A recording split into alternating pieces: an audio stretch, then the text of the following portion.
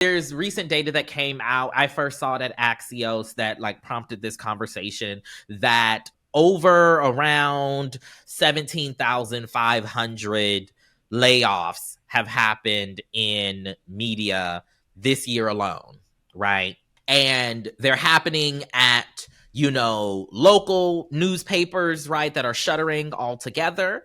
But they're also happening at some of I call them the big boys, in the industry, right? Vice had a situation. They're going through a bankruptcy moment. BuzzFeed News was shut down and laid off folks. Where else? I believe, was it Forbes or Fortune or Insider, I believe, had some issues as well. But then we've also seen it extend to, beyond just the, article type of side of journalism, right? So like Spotify has done layoffs. A number of the other, streaming social media, what do you call them things? Tech companies. Various certain platforms, right, in which folks who do the type of work that we do have been employed, right, have shuttered or laid people off or whatnot. I've been mostly thinking about this in a broader first and foremost, the material realities of like folks just not having their jobs. And you mentioned AI and how our jobs won't come back in the same way. They won't be the same jobs as they were before. I'm actually wondering if those jobs will exist at all, right? But not even be jobs that have been that we've been replaced by, AI operations or whatever, but just the fact that like those operations, right, perhaps not being necessary, quote unquote, with all of the technological advances and whatnot and the economic realities that we are navigating. But I think of this particularly in terms of what it means for like media literacy.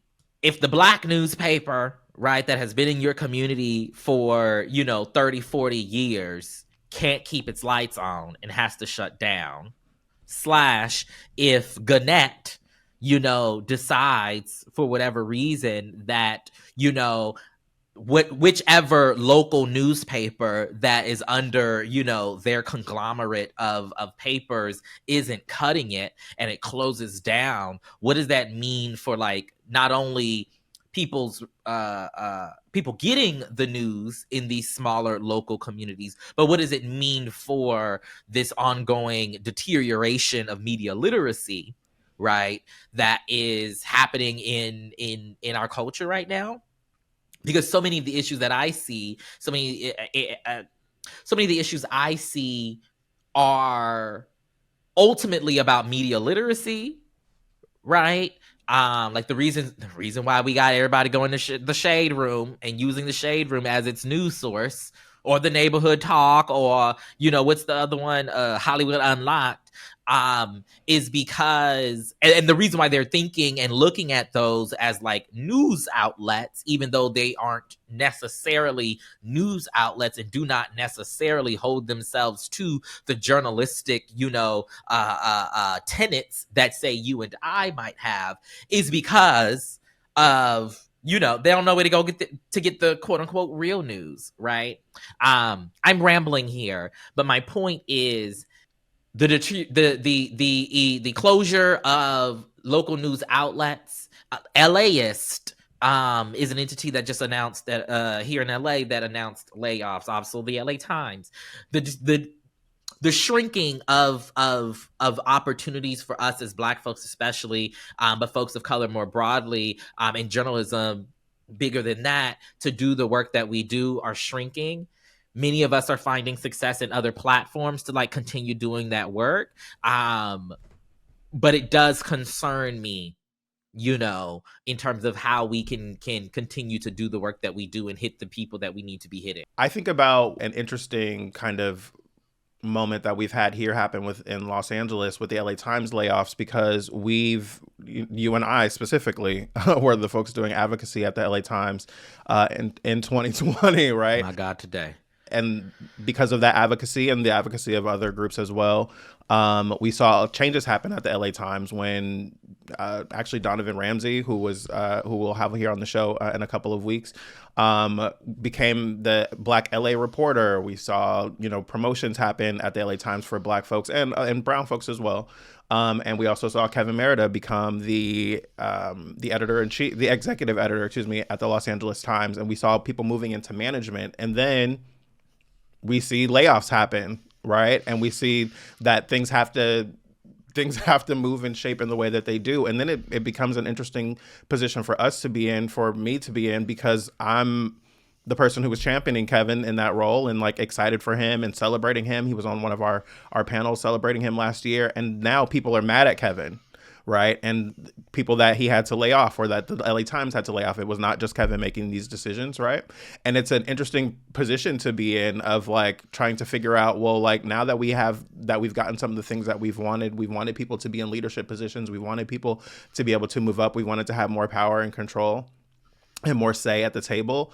And now like are tasked with decision making that isn't necessarily favorable for everyone. And I mean, there's also things about like the agreements that get made and things like in places like the Los Angeles Times, where there's, you know, a lot of last hired, first fired kinds of things. And in the last few years, we've seen a lot of diverse folks come into the LA Times. And because of the ways that agreements look, that also means that like a lot of the newer hired people are the people that are going to end up going.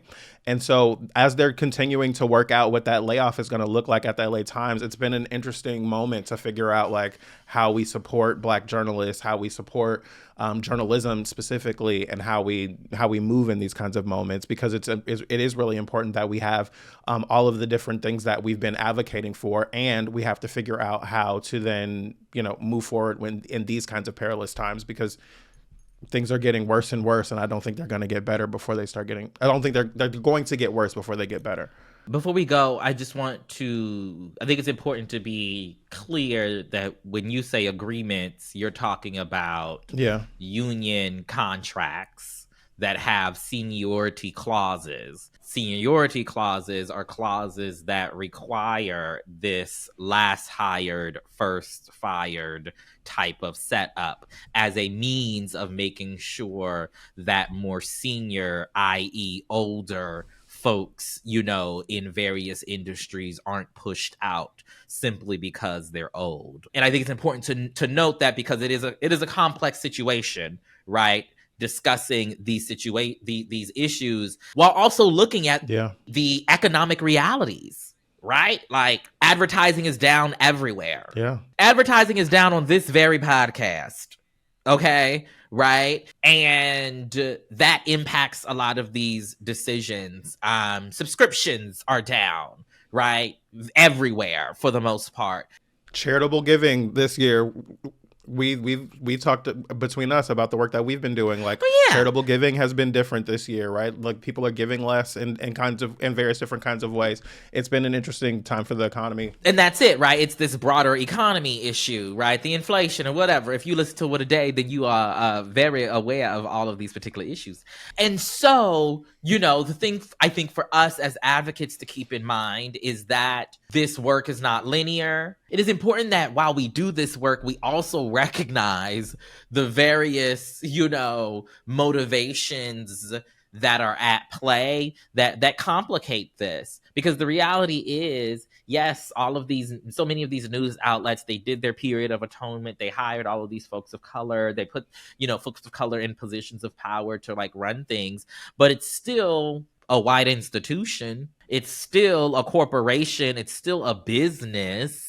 It's still the same system, yeah. There are always going to be issues and complications, but when we acknowledge that on the outset, right, it allows us to get to a point where, one, the people who are looking to and benefiting from the work that we're doing recognize the facts of those realities first and foremost, while also figuring out ways to meet them where they invariably will be based on all of these, you know, realities that we're going to have to navigate. More and more folks are going to get laid off.